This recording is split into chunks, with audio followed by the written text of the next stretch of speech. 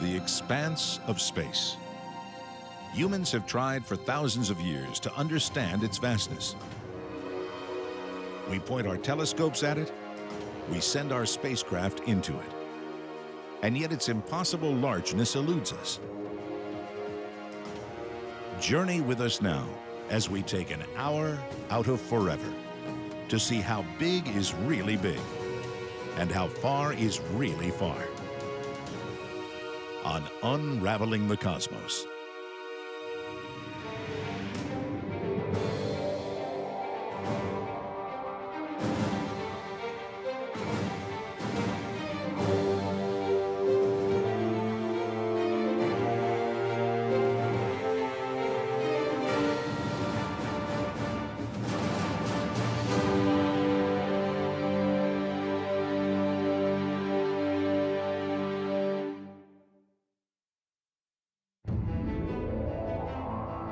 $3.7 billion miles away from Earth.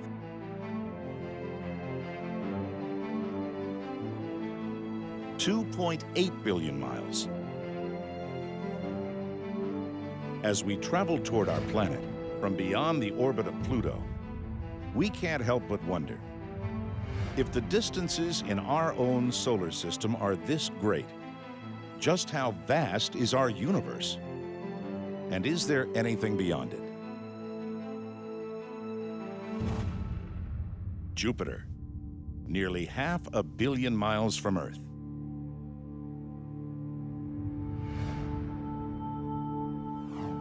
An asteroid belt, 173 million miles from Earth. Closer to home, we see Mars.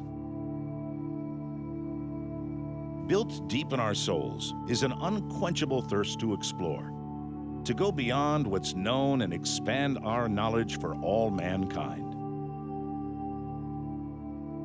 In 1962, President John F. Kennedy challenged our natural spirit of exploration with his famous moon speech.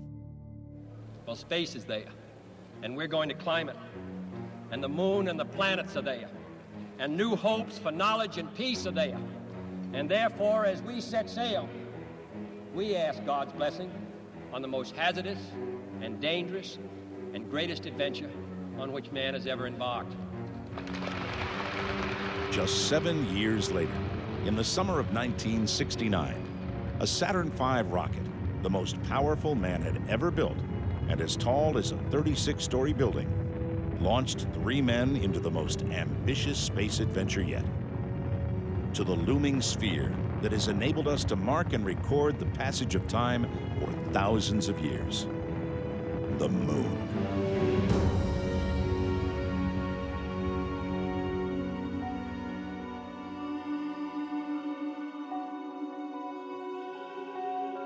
It took nearly 3 days to reach our nearest neighbor in space.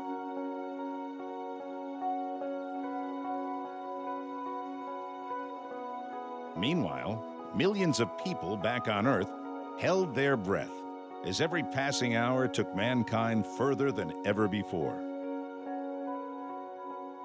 on a journey that carried 1,000 years of human dreams and aspirations.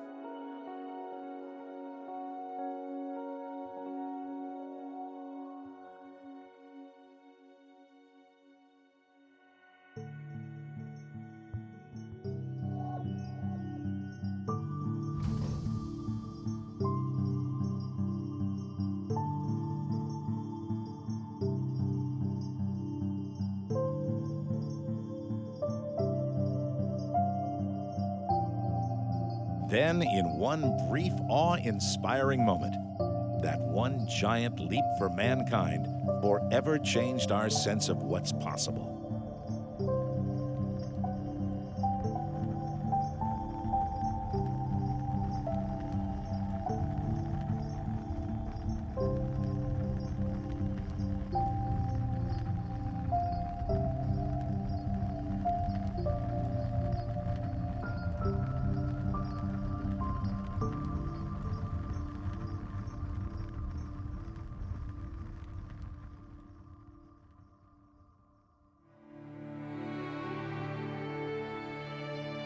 To grasp the profound expanse of space, let's start in our own neighborhood, with the only two places where man has ever set foot.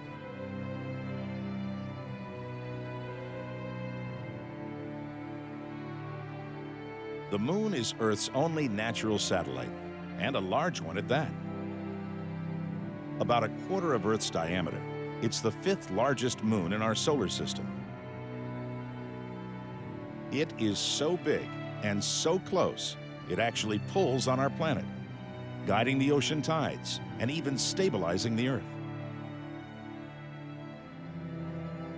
The moon is about 239,000 miles away, but in space terms, they're practically on top of each other. If the moon was a tennis ball sitting way out here beyond the three-point arc, the Earth would be roughly the size of a basketball, resting on the rim. That's 24 feet away. So far, and yet so very close.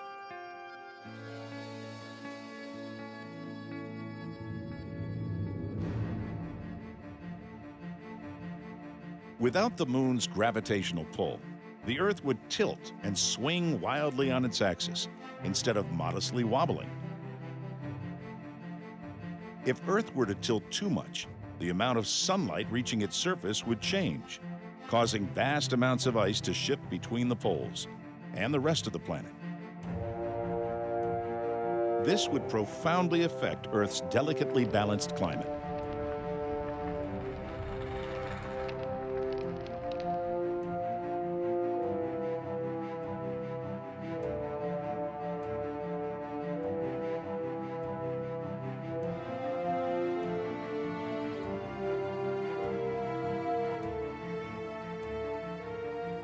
Fortunately, the moon keeps us safe from chaos and instability in our climate. Locked in an ancient continuous orbital dance, the Earth's gravitational forces exert a pull on the moon, keeping it circling our planet like a ball on a tether, instead of flying off into space.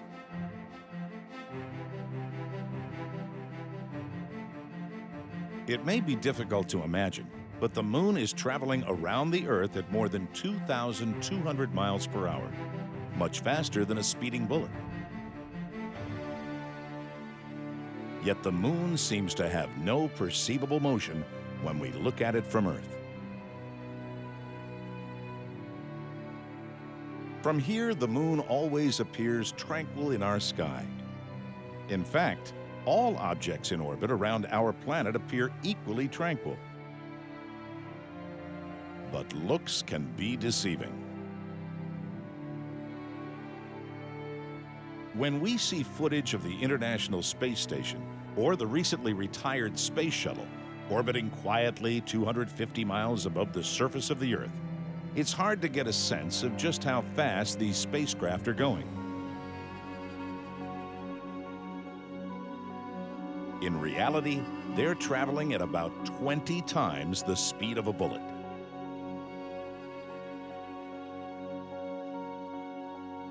The astronauts aboard the International Space Station can watch a sunrise every 90 minutes.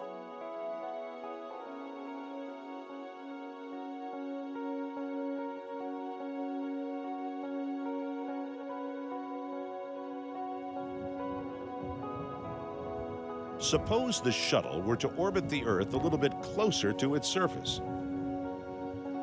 What would 17,000 miles an hour look like from down here on the ground?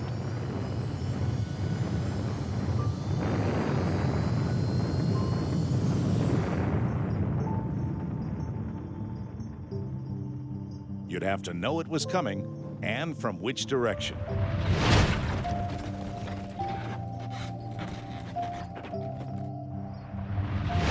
Buzzing the Earth at 5 miles a second, you wouldn't hear it until it flew past you. And by that time, it would disappear over the horizon before you had a chance to turn your head.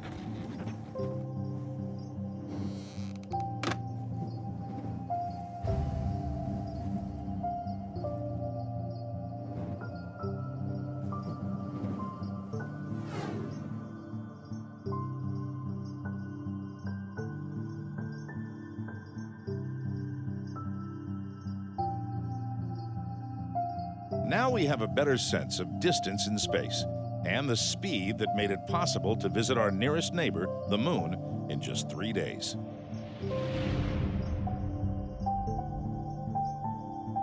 When we come back, we'll visit our most important neighbor, 93 million miles away, the Sun.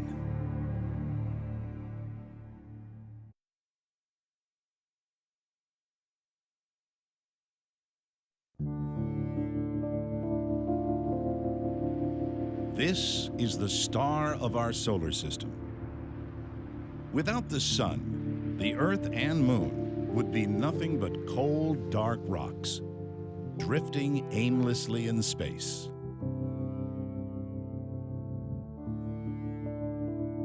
Long before a Renaissance mathematician claimed that the Sun was the center of our solar system, man has known the value of this golden orb in the sky. He didn't need an orrery, a clockwork model of our solar system, to know it's the Sun that provides our light and heat.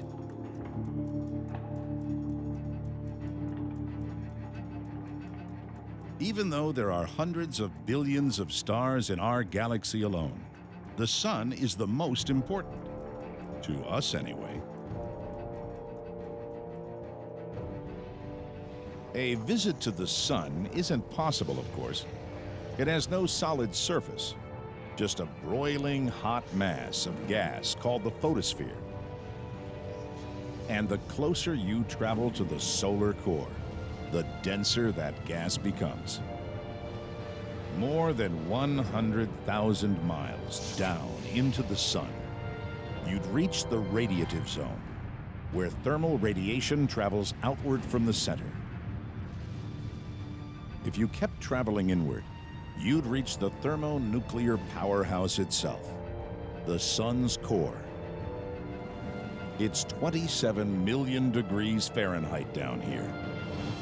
This is where all the light and all the heat that we receive on Earth is created. The Sun is about 4.5 billion years old. In another 5 billion years, it will burn up most of its fuel, causing it to cool and expand into a red giant star. Mercury and Venus, millions of miles away, will be swallowed by the Sun in this expansion. Just how big is this massive burning ball of heat? In our solar system, it's the biggest thing there is. Here's Mercury, Venus, Mars.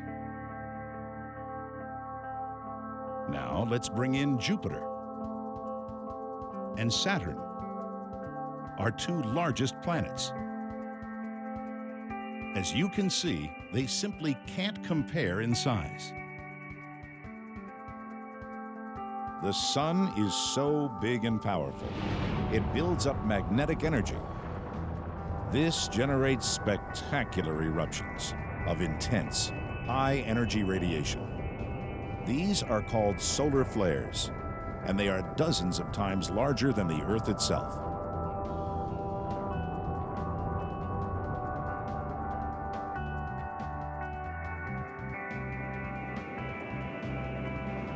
If you've traveled to the other side of the world in a commercial jet, you know it's a very long flight.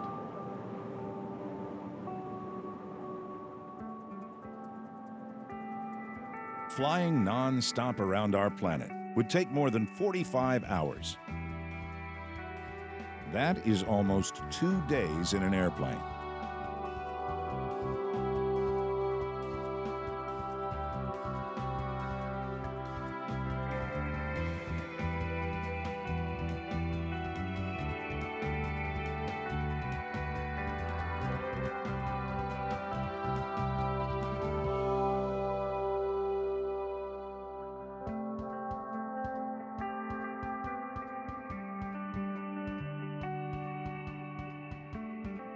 With a circumference 109 times larger than that of the Earth, a flight around the Sun would take about 200 days.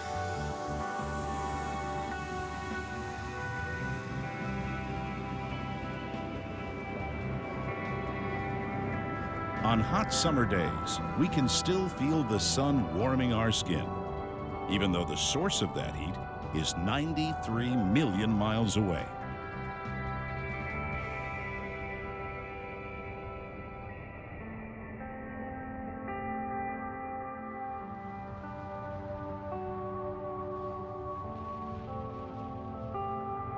Fortunately, our planet is just the right distance from the flames of this stellar oven. Not too close, but not too far.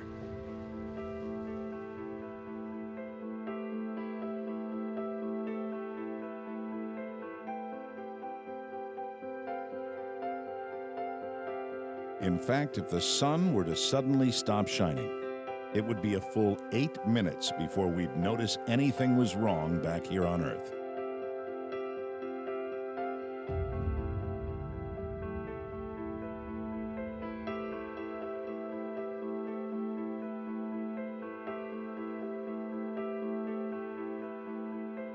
The sun's enormous mass exerts a gravitational pull that forces the planets to orbit around it.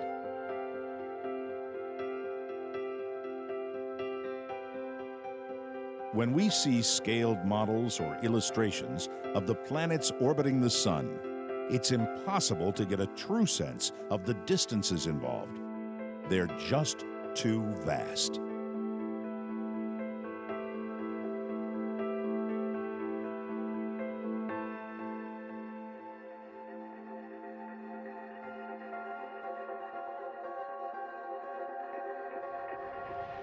If we were to blast off from the sun and take a tour of our planetary neighborhood, traveling at the speed of the Apollo rockets, it would take 60 days to reach the closest planet, Mercury. But we would need to settle in and get comfortable because we've only started. It's 112 days to get to Venus. After 5 months of travel through space, we'd reach Earth. Then 3 months later, we could look forward to seeing Mars. But we wouldn't reach Jupiter for more than 2 years after our initial blastoff from the sun. And it would be another 2 years before we'd get to Saturn. Then 4 years after that, we'd finally reach Uranus. If you really want to see Neptune, it will take more than 13 years traveling in space, and a total of 18 years to reach Pluto, almost 4 billion miles away. Our solar system is vast, yet it's just a grain of sand in our own galaxy. Our bright, burning, familiar sun simply disappears among the billions and billions of stars in the Milky Way. Just how deep into space has man's fastest spaceship traveled? We'll find out next.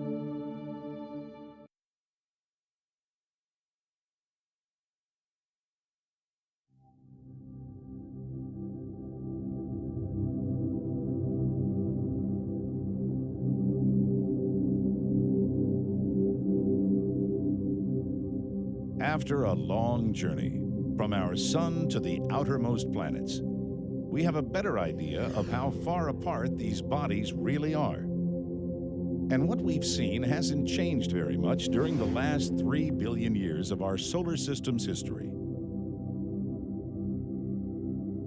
But on its fringes, in a band called the Kuiper Belt, things aren't nearly as stable. Here you'll find several dwarf planets, including Pluto, as well as millions of frozen objects tumbling through space. These are icy planet leftovers that date back to the formation of our solar system, around 4.6 billion years ago.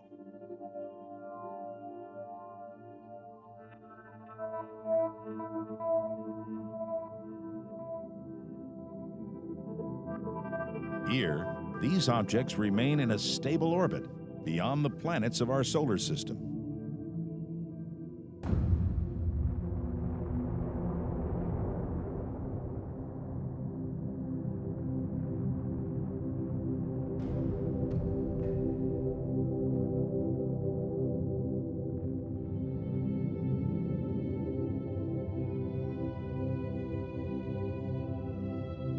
But occasionally gravitational disturbances from Neptune or Uranus will hurl these so-called dirty snowballs into the inner solar system, where they become short-period comets.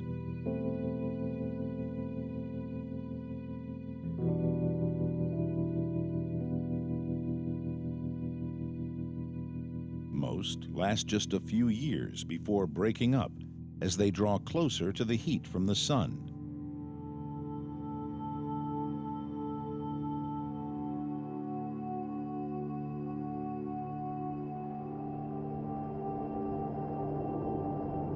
Solar heat causes the outer layers of these icy bodies to evaporate, releasing gas and dust. Solar winds sweep these particles into a long tail, pointing away from the sun.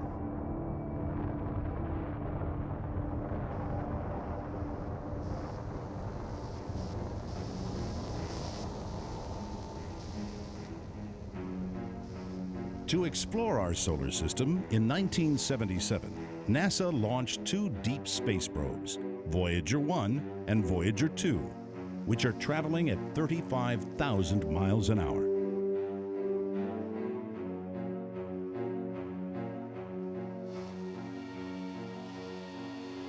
In 1980, after nearly a decade, the Voyager spacecraft passed Saturn. Beyond that, the Kuiper Belt. Voyager 1 has become the first human-made object to venture into interstellar space. Their mission: to explore the limits of the sun's magnetic field.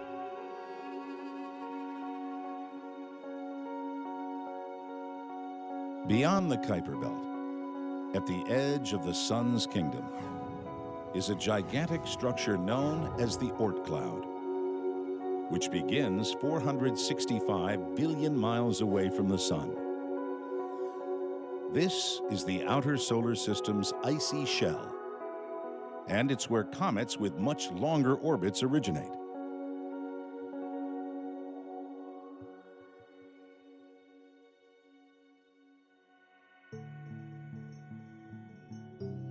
One such comet, HOU, came out of the Oort cloud and blazed a long, bright path toward the sun. In 1997, HOU became visible to the naked eye when it swung near Earth, though it was still more than 100 million miles away. The last time HOU came this close to Earth was 4,200 years ago.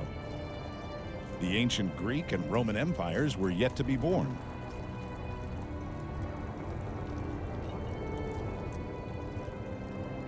HOU is now drifting back to the Oort cloud, freezing over once again, and no longer blazing a bright trail through space. And it won't be back for another 2,400 years. Just how many of these icy planet leftovers, these potential long-period comets, are floating in the Oort cloud? As many as 1 trillion. Think of it this way. There are 3.25 million crystals in a 5-pound bag of sugar. It would take about 325,000 5-pound bags to make 1 trillion sugar crystals. The number of comets in the Oort cloud.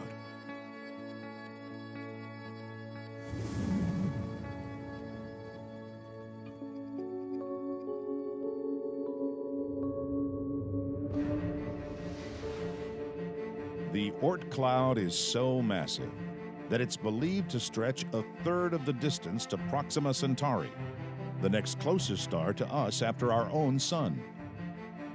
But our nearest stellar neighbor, just 4.3 light years away, is still a long way off.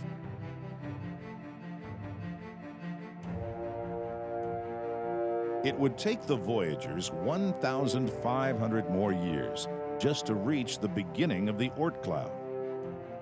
To get to Proxima Centauri, it would take another 80,000 years. That's twice as long as the emergence of prehistoric man from caves to our present-day civilization.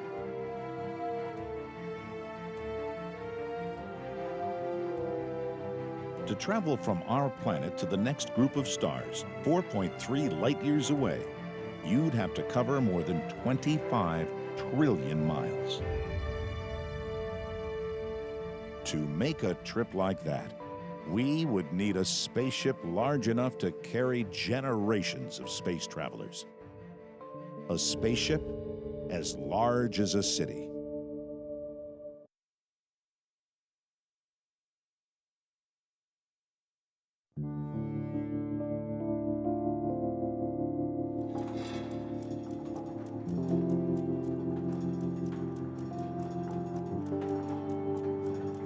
As history has taught us, the idea of a heliocentric system, where the planets revolve around the sun, was a dangerous concept during the Renaissance. Just a few hundred years ago, in 1592, there was an Italian philosopher who dared to suggest that the sun was just another celestial star in the sky. That idea did not go over too well at the Vatican. After a lengthy trial, the Roman Inquisition found Giordano Bruno guilty of heresy for his belief that the universe was infinite and that the stars were not all the same distance from the Earth, but simply other distant suns with their own planets revolving around them. Bruno paid for this with his life. In the year 1600, he was burned at the stake.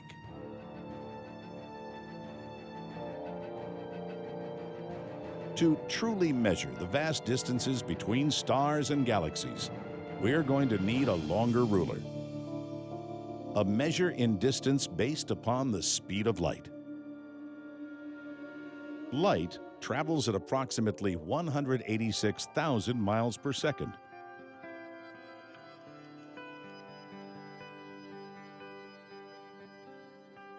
If we fired a pulse of light from the Earth to the Moon, only 239,000 miles away, light would hit it in about 1.3 seconds, practically the blink of an eye. From Earth to Mars, an average of 139 million miles away, that same pulse of light would take almost 13 minutes to arrive. To Jupiter, over 30 minutes. To Saturn, an hour and 10 minutes. And to reach the frozen world of Pluto, even at light speed, would take nearly 5.5 hours. Outside our solar system, the distances grow exponentially, so we need an even bigger unit of measurement, the light year. This is the distance that light travels in 1 year. Remember Proxima Centauri, our nearest solar neighboring star? That's 4.3 light-years away, over 25 trillion miles. But why set our sights so close? With every passing week, astronomers are discovering new and distant worlds called exoplanets.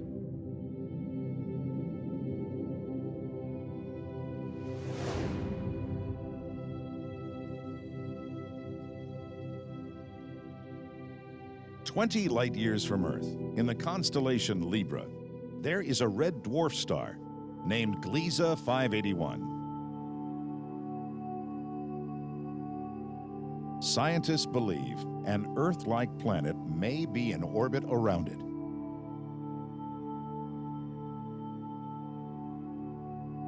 With the right atmosphere, this planet may be able to support human life.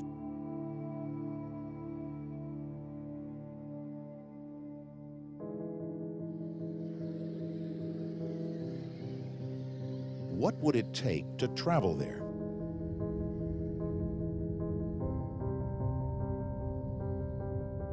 Let's imagine that 100 years from now, we are able to build a starship capable of traveling at 10% of the speed of light.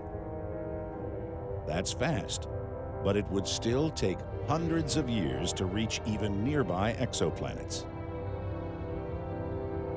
The ship would have to be miles long, the size of a small city, completely self-sustaining, and capable of traveling vast distances over many human lifespans.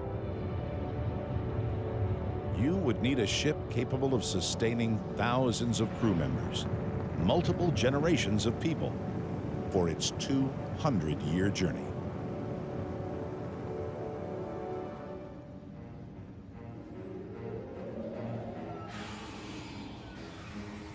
Like workers who built great medieval cathedrals, but never lived to see them completed, your children's children's children would travel their entire lives on this interstellar arc.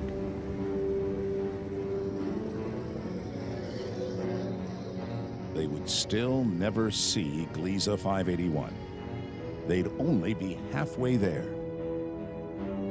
And this is just a short journey in the grand scheme of space.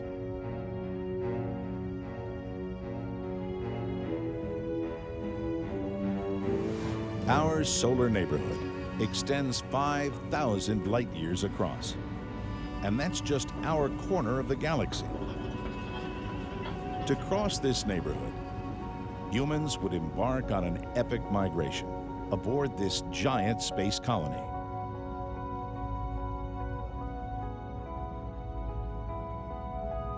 Our noble explorers would leave Earth forever, knowing that inside this ship they carried future generations on their shoulders. Onward, toward a distant world, where humanity might live and prosper on land again.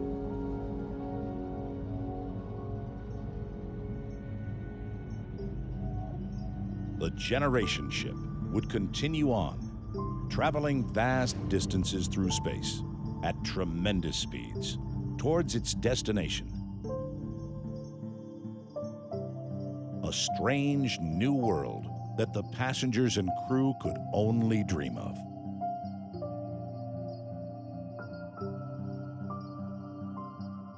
It may seem like an infinite journey, yet it would cover just a fraction of the Milky Way.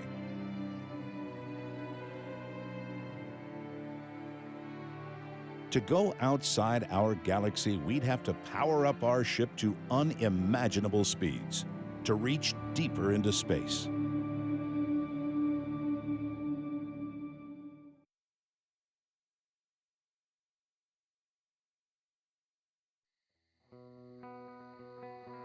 We are just beginning to get a sense of how big our galaxy, the Milky Way, really is.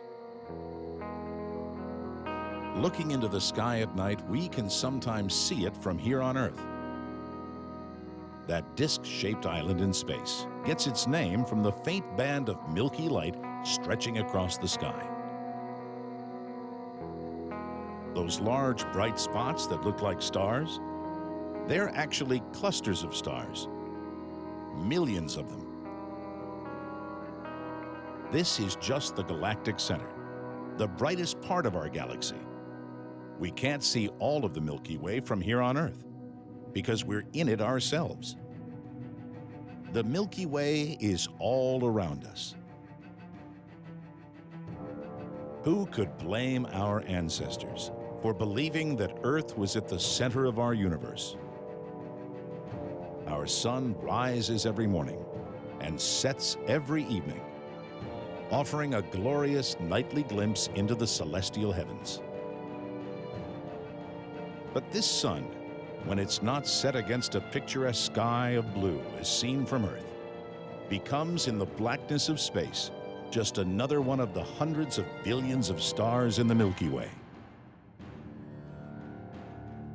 When we look up at the distant stars, we know they are trillions of miles away, but they are only distant from our vantage point. From another view, deep in space, our sun becomes the distant star. To take in this view of our colossal Milky Way, you'd need to be millions of light years away.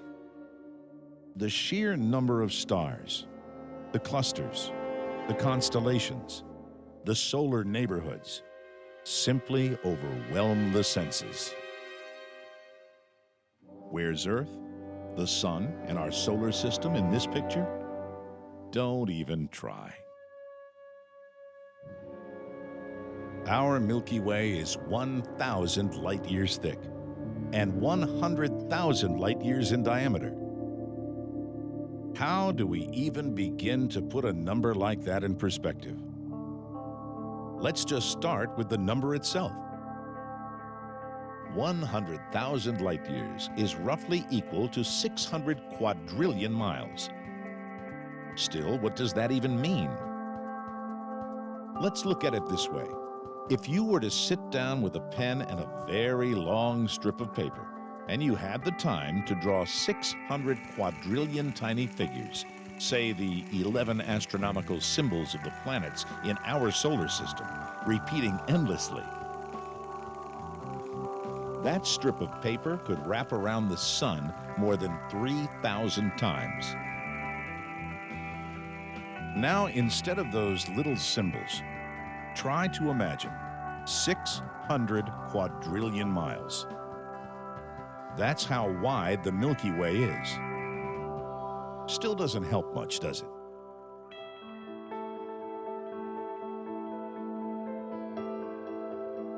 At the heart of our galaxy is a bulge of billions of older stars known as Sagittarius A. It's home to one of the most energetic and mysterious phenomena in all the universe. An ominous and violent supermassive black hole. Here, gravity is so strong, even light cannot escape. Black holes at the core of spiral galaxies like the Milky Way cannot actually be seen. But scientists are able to detect them by watching the behavior of nearby stars as they are being pulled toward the black hole. Just before they are swallowed, they create massive amounts of radiation.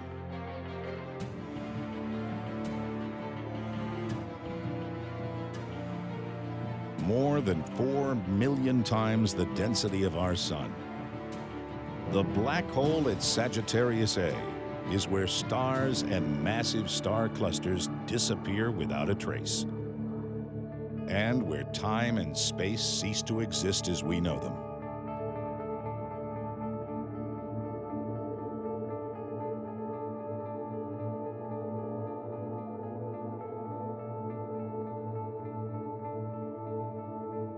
As big as the Milky Way is, it's staggering to think that our galaxy is just an ordinary spiral in our little corner of space. Let's say our generation ship got a major tune-up, and now it's cruising at near light speed. It would still take 2.5 million Earth years to reach Andromeda, our nearest neighboring galaxy. Even at the speed of light, your progress would be barely perceptible in space. If everything goes perfectly, your descendants will arrive through a wormhole in the strange new galaxy of Andromeda. Hopefully, they'll have found a habitable planet. And they would have to be prepared to leave the ship, to discover food supplies, establish shelter, and recreate and form societies. The culmination of a mission millions of years in the planning.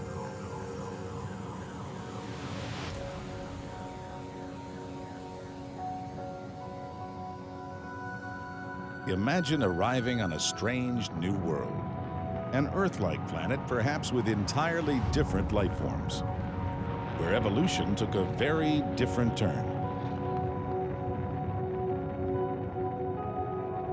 For now, that's the stuff of dreams. But so too was a trip to the moon not so long ago.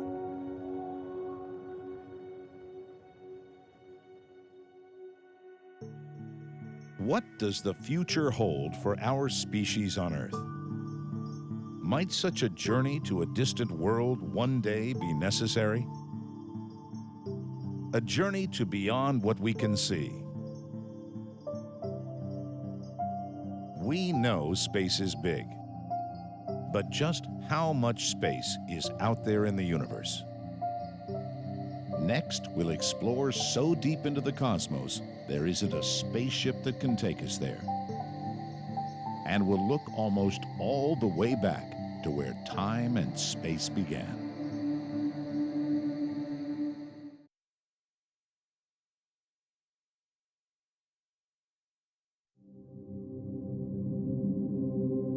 In 1923, a young astronomer named Edwin Hubble was working at an observatory in Mount Wilson, California, when he looked deep into space and recorded what he thought was a formation in the Andromeda Nebula. The American astronomer then took a series of simple black and white photographs that would soon make history.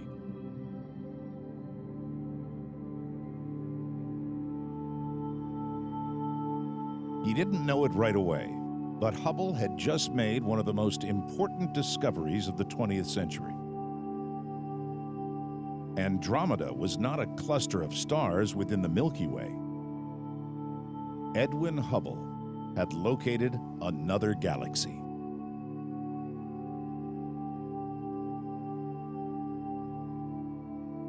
But just how many galaxies are there beyond the Milky Way?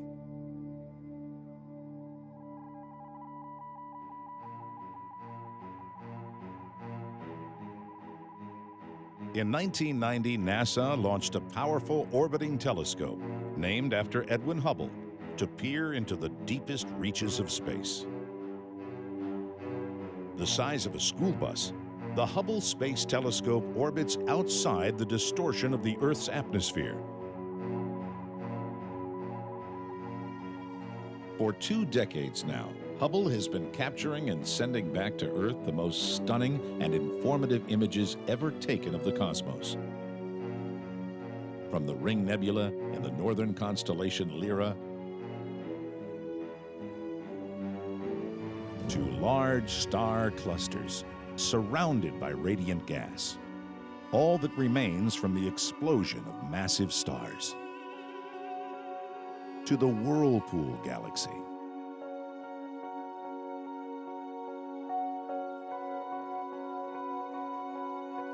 to gigantic gaseous pillars of radiation,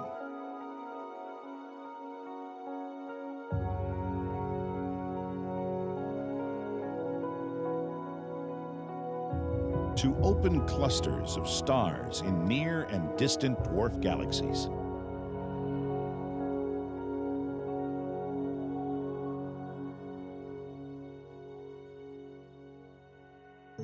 The Carina Nebula, 3 light-years tall.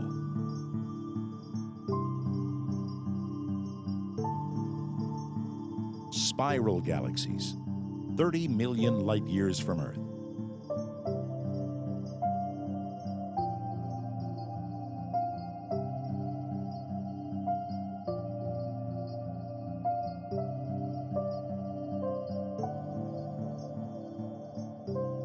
Hubble produced one miraculous image after another.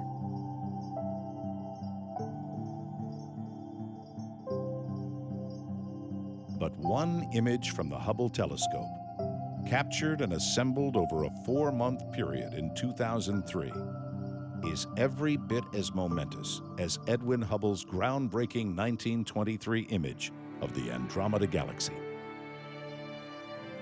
On first glance, it appears to be nothing more than stars in the night sky. But a closer look reveals more than 10,000 objects. These aren't stars, or solar systems, or even star clusters. Nearly every one of these tiny balls of light is a galaxy.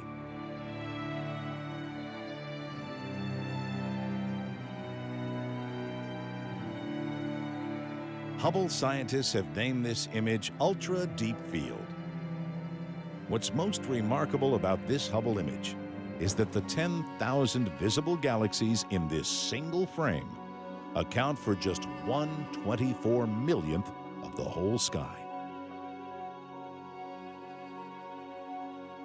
To capture this image, NASA astronomers pointed the telescope at a very small, dark, and seemingly empty patch of southern sky, then waited. They had no idea what that darkness would reveal.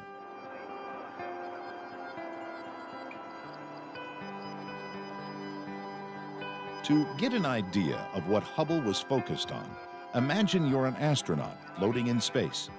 You hold up a pencil at arm's length, and behind your eraser, in that tiny patch of space, were those 10,000 galaxies. Then, faintly in the image, astronomers were able to detect more than 5,000 additional galaxies, including some of the earliest born. You might say they are the baby pictures of the universe. Light from these galaxies has been traveling to us for more than 13 billion years, taking us almost all the way back to the Big Bang.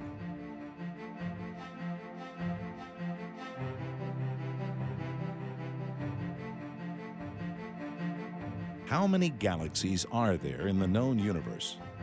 Until Edwin Hubble came along, astronomers thought there was only one, the Milky Way.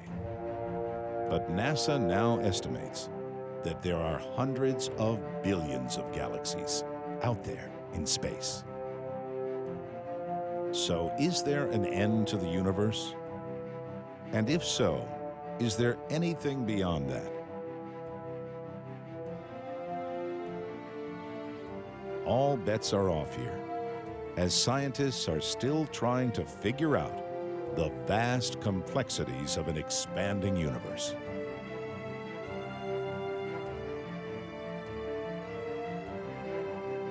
The size of space is far greater than what we can imagine. But as we continue to follow our natural instinct to explore, we are getting closer and closer to unraveling the cosmos.